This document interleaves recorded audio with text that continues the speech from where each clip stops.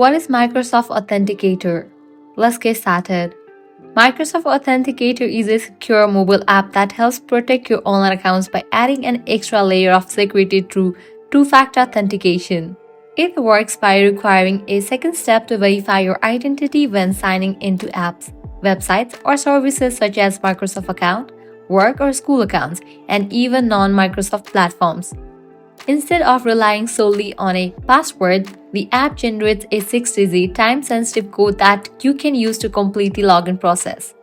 For added convenience, it supports push notifications that allow you to approve sign-ins with a single tap. Beyond two-factor authentication, the app also functions as a password manager, securely storing and autofilling your credentials.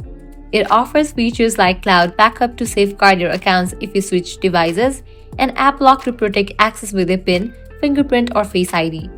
Microsoft Authenticator is free to use and provides an easy yet highly secure way to manage and protect your accounts.